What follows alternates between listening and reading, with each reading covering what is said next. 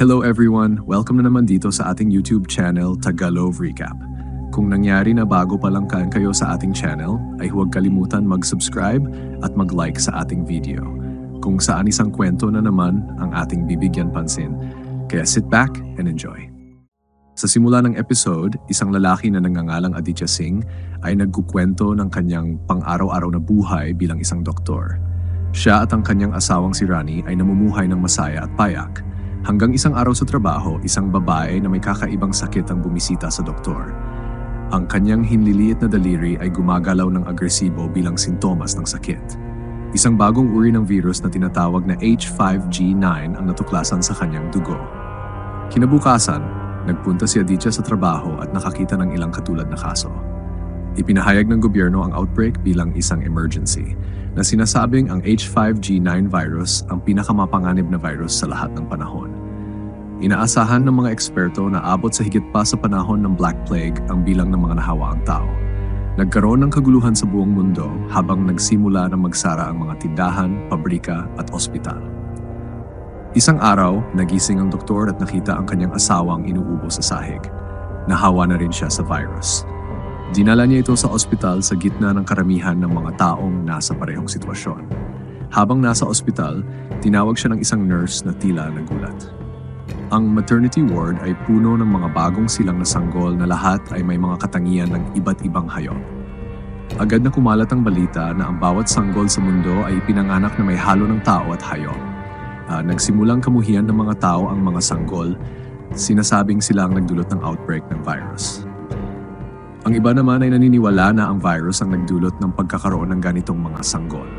Ngunit walang nakaalam kung paano sila nagkaroon. Habang nanginginig ang buong mundo sa takot sa virus, isang ama ang lumipat sa kagubatan kasama ang kanyang anak para sa proteksyon.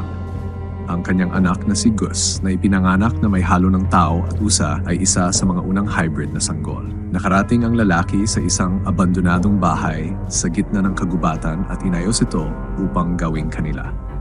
Lumipas ang mga araw habang inaalagaan niya si Gus at inaayos ang bahay upang maging angkop para sa kanilang dalawa. Nagtayo pa siya ng bakod sa paligid ng lugar para protektahan sila ni Gus. Nagsusulat siya ng mga libro para basahin ni Gus, ngunit hindi niya ito tinuturuan ng tungkol sa labas ng mundo. Mabilis na lumaki si Gus at nagsimulang tawagin ang kanyang ama na Puba. Naging 4 na taong gulang na si Gus, hindi pa rin niya alam ang tungkol sa mundo sa labas ng bakod. Tinuruan siya ni Puba na yumuko kapag narinig ang ungol, tumakbo kapag narinig ang boses, at magtago kapag nakita ng tao. Isang montage ang ipinakita na sila ay naglalaro sa snow, nangingisda, nagbabasa ng mga libro, at nagluluto ng magkasama. Isang araw habang nasa labas sila, may eroplano na dumaan sa ibabaw. Tinakpan ni Puba ang tainga ni Gus at sinabing ito ay isang malaking ibon lamang.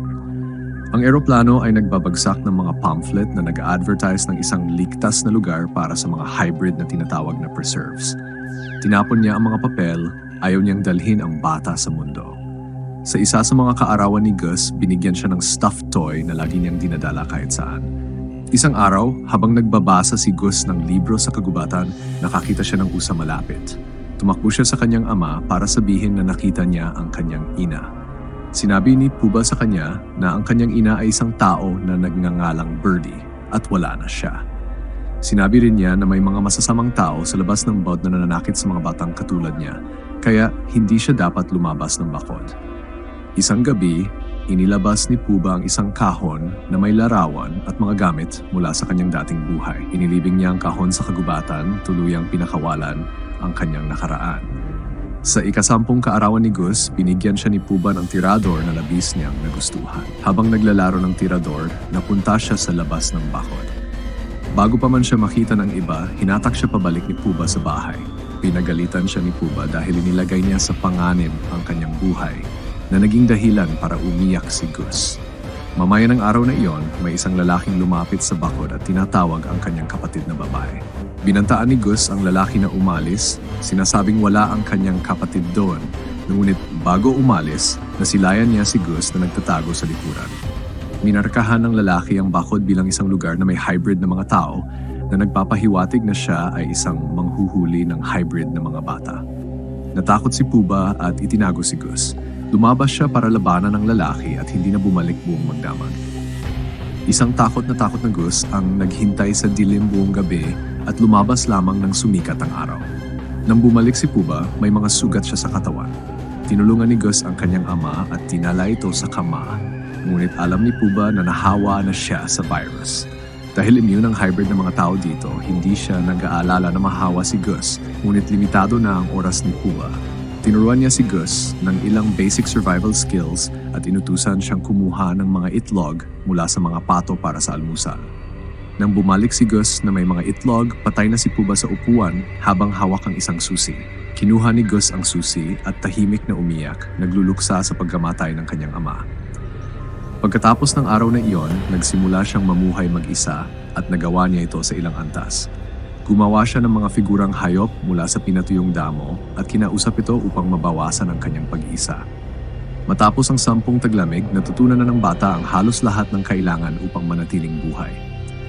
Ngunit may mga araw na mas mahirap kaysa sa iba. Isang araw, nagpadala sa kanya ng sobrang pag-iisa, sinog niya ang kanyang mga figurang hayop sa gitna ng araw. Ang usok mula sa apoy ay nakaakit ng mga lalaki na manghuhuli ng mga nilalang katulad niya.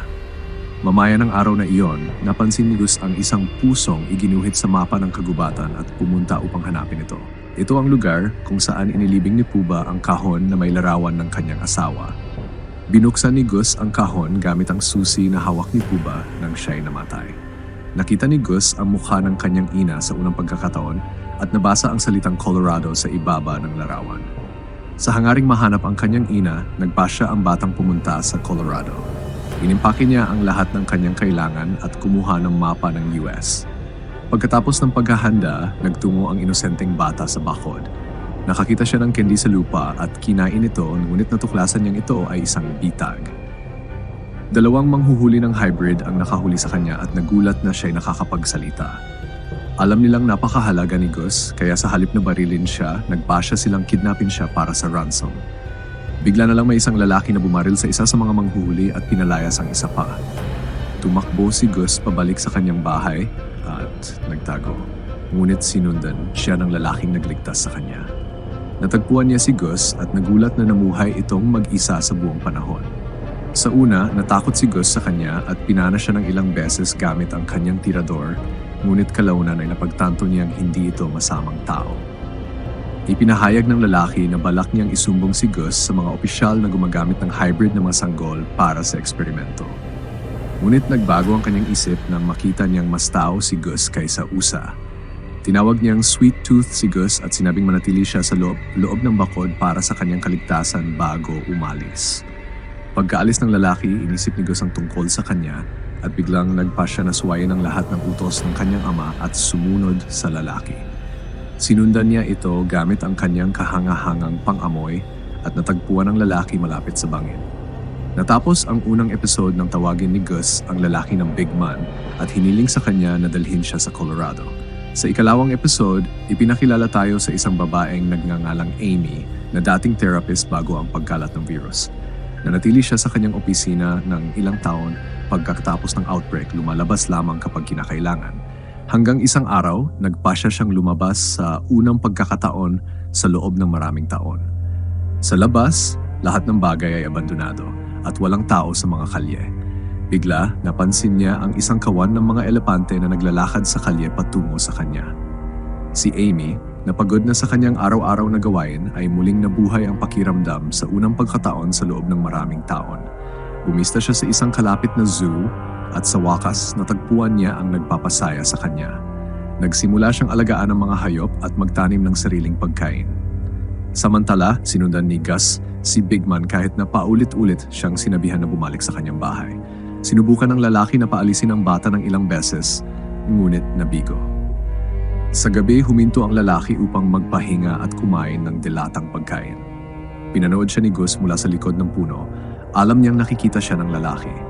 Binigyan siya ng lalaki ng pagkain at natulog. Habang natutulog, nakita ni Gus na puno ng dilatang pagkain ang bag ng lalaki. Kinain niya ang lahat ng iyon, kasama na ang mga gamot ng lalaki na kailangan niya. Nang magising ang lalaki kinabukasan, galit na galit siya sa bata at sinabihan itong bumalik kaagad. Sinabi ni Gus na kaya niyang tulungan ang lalaki na makahanap ng higit pang pagkain gamit ang kanyang ilong. Ipinakita niya sa lalaki ang isang visitor center na malapit. Pinapunta siya ng lalaki sa loob ng bahay upang magnakaw ng pagkain habang siya ay nagbabantay sa labas. Pagpasok ni Gus, naakit siya sa mga modernong bagay. Ngunit napansin niya ang isang ulo ng usa na nakabitin sa dingding at umatras. Natumba siya sa isang bitag. Isang batang lalaki ang nakakita sa kanya at tinawag ang kanyang mga magulang. Pinanood siya ng tatlo na puno ng pagkamangha habang sinabi niyang huwag galawin ang kanyang ulo. Sa sumunod na eksena, nakita ang pamilya na pinakakain ang lalaki at si Gus. Nagsusuot sila ng mask upang maging ligtas mula sa virus kung sakali mang mayroon sila nito. Lumabas na ang pamilya ay tumakas mula sa lungsod nang maganap ang outbreak at hindi na nakatagpo ng ibang tao mula noon. Sinabi ng lalaki sa kanila na ang virus ay naroon pa rin at may ilang tao na mayroon nito, ngunit hindi na ito kasing laganap gaya ng dati dahil sa pamumuhay ng mga tao ng hiwalay-hiwalay. Sinubukan ng batang si Rusty na hawakan ang mga sungay ni Gus ngunit pinigilan siya ng kanyang ina. Ipinakita ni Gus sa kanila ang larawan ng kanyang ina at tinanong kung kilala nila ito. Sinabi ng ina ng pamilya na hindi niya kilala ang babae sa larawan. Pinayagan niya si Gus at Rusty na maglaro na magkasama pagkatapos tiyakin na hindi nangangagat si Gus. Naging magkaibigan ang mga bata at masayang pinanood ng ina ang kanilang paglalaro. Samantala, kinausap ng ama si Big Man at nakilala siya bilang isang sikat na manlalaro ng football na si Tommy Jeppard. Kinumpirma ni Tommy na dati siyang atleta bago ang pagkalat ng virus. Nang tanungin kung ano ang gusto niya mula sa pamilya, sumagot si Tommy na nais lang niya ng kaunting pagkain at lugar na matuluyan sa gabi. Pumayag silang tulungan siya at si Gus. Sa ibang lugar, ang doktor na nakita natin sa simula ng serye na si Aditya Singh ay naninirahan pa rin kasama ang kanyang asawang, si Rani. Si Rani ay nagdurusa sa sakit mula nang maganap ang outbreak ngunit buhay pa rin dahil sa mga gamot na gawa ng isang kasamahan ni Aditya. Naninirahan pa rin sila sa kanilang dating tahanan, ngunit malayo sa karamihan ng mga tao lumalabas lamang kapag kinakailangan. Nakikita natin ang mag-asawa na naglalaro ng Scrabble at namimiss ang pagkakaroon ng internet. Biglang nagsimulang gumalaw ng kusa ang daliri ni Rani na nagpapahiwatig na nawawala na ang bisa ng gamot. Binigyan siya muli ng doktor ng isa pang dosis na natitira na lamang. Pagkatapos ng araw na iyon, pumunta siya sa kanyang kaibigang doktor na gumagawa ng mga gamot. Doon nalaman ni Aditya na ang kaibigan niya ay nasa huling yugto ng kanser at hindi na kayang magtrabaho pa. Aktibo siyang nagtatrabaho upang makahanap ng lunas sa virus sa loob ng maraming taon at ayaw niyang masayang ang kanyang trabaho. Binigyan niya si Aditya ng kanyang mga tala na naglalaman din ng proseso ng paggawa ng mga gamot para kay Rani. Nagpaalam siya kay Aditya at sinabihang ipagpatuloy ang pananaliksik. Bumalik si Aditya sa kanilang bahay dala ang mga tala ngunit hindi masaya sa ibinigay na trabaho. Inisip ni Rani na maganda ito dahil si Aditya na mismo ang makakapagligtas sa kanya. Ngunit nang makita niya ang mga tala ng doktor, siya ay nagulat. Sinabi ni Aditya na ang madugong trabaho ng kanyang kaibigan ay laban sa lahat ng kanyang pinaniniwalaan. Sa visitor center, nag-uusap sina Tommy at ina ni Rusty tungkol sa mga maling nagawa ni Tommy. Sinabihan siya ng ina na pumatay ng mga tao at sinagot ni Tommy na ginawa niya iyon para mabuhay. Hindi pa natin alam kung ano ang kanilang pinag-uusapan. Hiningi ni Tommy sa ina na panatilihin si Gus kasama ng kanyang pamilya, ngunit hindi sumagot ang ina. Maya-maya, pinatulog ng ina si Gus at Rusty ng magkasama. Nalungkot si Gus nang makita si Rusty na inaalagaan ng kanyang ina at nakaramdam ng kaunting selos. Tiningnan muli ng ina ang larawan ni Birdie at nakilala ang background bilang Red Rocks. Sa gabi, hindi makatulog si Gus at bumaba upang makita si Tommy na palabas na ng bahay dala ang lahat ng kanyang gamit. Habang nag-uusap sila, may mga manghuhuli ng hybrid na lumapit sa bahay at binigyan ng babala ang dalawa.